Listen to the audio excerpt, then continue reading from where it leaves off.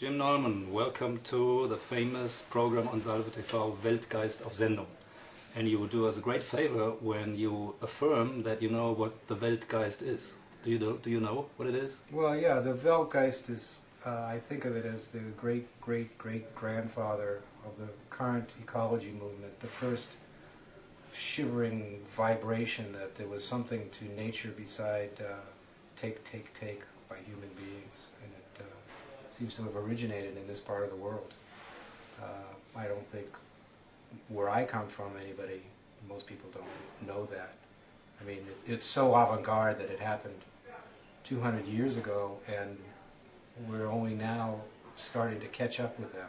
Yeah, so I mean, we are of the opinion that, well, there's a surf of density of cultural advance, of philosophical ideas, of daring individuals who discuss it amongst themselves, and of course Herder, Goethe started it, and we hope to still participate of the surf.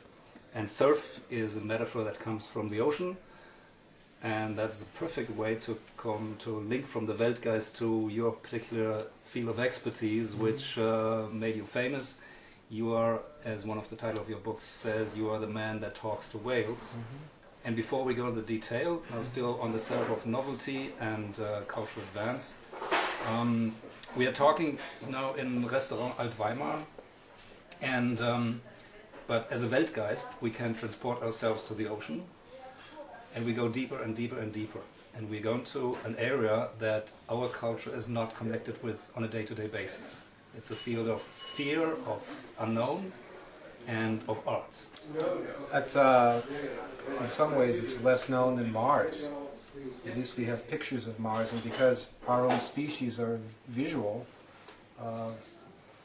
you don't see anything under the water, so we are less likely to even want to look at it, because there's nothing to see, and you have to look at it with your ears, as the whales do. Yeah. Well, this is, to me, of course, the most fascinating thing, that in broad daylight here, on stable chairs, we are going down with our eyes open to an area where there's no sight.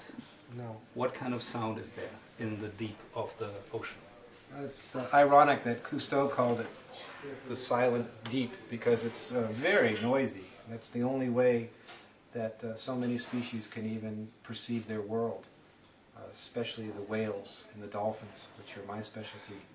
But it's not only them, of course.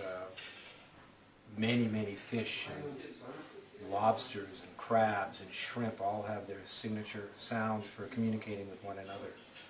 The whales seem to take it to another level, where we don't have a clue of how they communicate, but the speculation is the cutting edge of science today, and it's a great fascination for art. Okay, I think this is really interesting, because as long as people don't know where they are or what they're researching, art and science are much closer compared to when it all is dissected and known and catalogued and categorized. So the great unknown of the deep, where we know there are sounds, but we know it's not really charted yet, is where art is necessary. That's to right. imagine where we are. And you're, I think, a great imaginist and imaginer, which is also what Weltgeist does. It helps imagine. And how can we imagine the world of sound in the deep ocean? Since we are dryland chauvinists sitting on our little island of Earth, surrounded by huge unknown oceans. What's happening down there? Well, I can give you some little tidbits, some little images to change it again to the visual. One is there are whales that the males might be in New Zealand off the coast, and by some magic of physics are communicating to their wives and their children who are off the coast of Mexico. Which means they invented the internet 200 million years before we little primates did. Yes, and if that was the only thing they did, that would be magic, but it goes so much deeper. Yeah. Another thing, in order to do that, they may have to form their own bodies into an organic form of radar to basically have enough mass to be able to pick up these very obscure sounds. So I think that one of the things that fascinates me about Weltgeist in the ocean is that there is a species, or there are many species, who have perfected a way of living that has features that we consider to be high-tech inventions of humanity, whereas close by, and not on Mars or any other extraterrestrial body, there is a reality of sensitive, bioorganic, high-end language, sound, worlds, and so forth. How can we attempt to understand, or maybe interact, or maybe learn from this world? I think we can find a common language, and the best one I've found so far is music. I'm glad you said that. Because it has aspects of both what we do and what they do, and it doesn't. One of the difficulties, I believe, of trying to understand what it is they're doing, which is, of course, the job of science, is that I'm not sure we have the.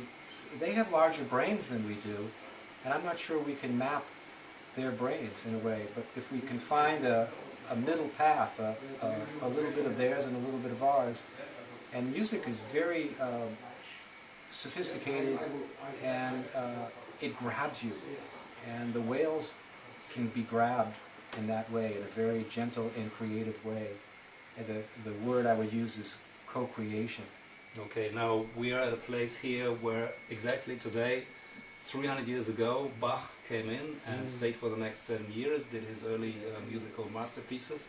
So music is also part of the Weltgeist in Weimar, and he was mathematical, he was pop, he was spiritual, all of which the whales are too. Absolutely. And now, of course, the big question for us, suppose we have small brains, which we have compared to the whales, to depict the enormity of what the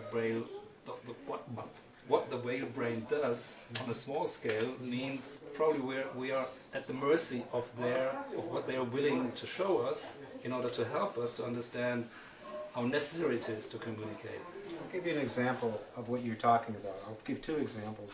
First, I'll talk about Bach for a second. Bach did things with frequencies, which is what notes are in music. And he would construct them mathematically, sometimes going forward and then doing the same thing backward. And so using sound in that way is a great influence to try to understand what the whales did, to be able to envision sound in such a plastique kind of way. The other example I want to give is when I first heard beluga whales, which are the white whales of the Arctic. I was struck by the fact that it sounded like in the old days, when you listened to the internet, it sounded like a hiss, but these pictures would come on the screen and sounds and movies or whatever you had.